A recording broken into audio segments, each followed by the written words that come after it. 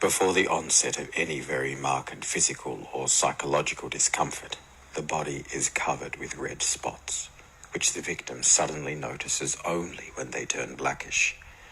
The victim scarcely hesitates to become alarmed before his head begins to boil and to grow overpoweringly heavy, and he collapses. Then he is seized by a terrible fatigue, the fatigue of a centralized magnetic suction of his molecules divided and drawn toward their annihilation. His crazed body fluids, unsettled and commingled, seem to be flooding through his flesh. His gorge rises. The inside of his stomach seems as if it were trying to gush out between his teeth. His pulse, which at times slows down to a shadow of itself, a mere virtuality of a pulse, at others races after the boiling of the fever within, consonant with the streaming aberration of his mind, beating in hurried strokes like his heart, which grows intense, heavy, loud, his eyes first inflamed, then glazed. His swollen, gasping tongue, first white, then red, then black as if charred and split. Everything proclaims an unprecedented organic upheaval. Soon the body fluids, furrowed like the earth struck by lightning, like lava kneaded by subterranean forces, search for an outlet. The fieriest point is formed at the center of each spot. Around these points the skin rises in blisters like air bubbles under the surface of lava, and these blisters are surrounded by circles, of which the outermost, like Saturn's ring around the Incandescent Planet, indicates the extreme limit of a bubo. The body is furrowed with them, but just as volcanoes have their elected spots upon the earth, so buboes make their preferred appearances on the surface of the human body. Around the anus, in the armpits, in the precious places where the active glands faithfully perform their functions, the buboes appear, wherever the organism discharges either its internal rottenness or, according to the case, its life.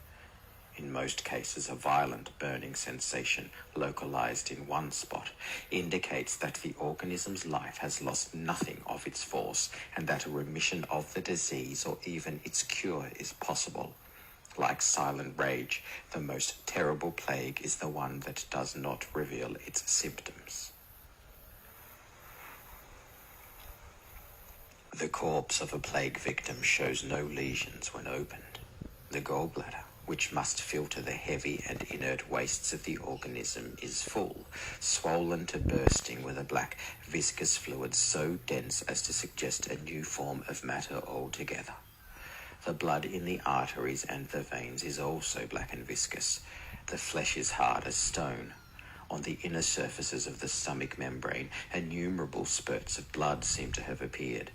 Everything indicates a fundamental disorder in the secretions, but there is neither loss nor destruction of matter, as in leprosy or syphilis.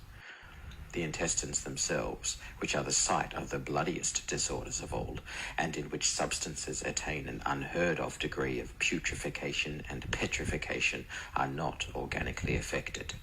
The gallbladder, from which the hardened pus must be virtually torn, as in certain human sacrifices, with a sharp knife, a hard, vitreous instrument of obsidian.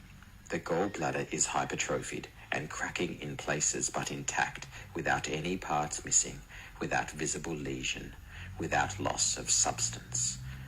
In certain cases, however, the injured lungs and brain blacken and grow gangrenous.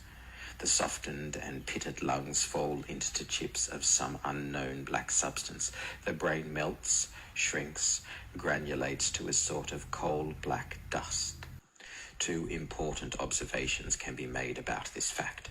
The first is that the plague syndrome is complete without gangrene of the lungs and brain, the victim dying without the putrefaction of any member at all. Without underestimating the nature of the disease, we can say that the organism does not require the presence of a localized physical gangrene to determine its own death.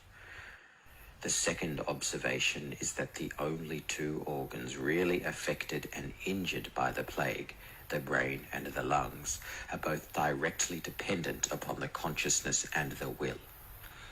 We can keep ourselves from breathing or from thinking, We can speed up our respiration, give it any rhythm we choose, make it conscious or unconscious at will, introduce a balance between two kinds of breathing, the automatic, which is under the direct control of the sympathetic nervous system, and the other, which is subject to those reflexes of the brain which have once again become conscious. We can, similarly, accelerate, retard, and give an arbitrary rhythm to our thinking, can regulate the unconscious play of the mind. We cannot control the filtering of body fluids by the liver or the redistribution of blood by the heart and arteries, cannot restrain the digestion, arrest or accelerate the elimination of matter from the intestine. Thus, the plague seems to manifest its presence in and have a preference for the very organs of the body, the particular physical sites where human will, consciousness, and thought are imminent and apt to occur.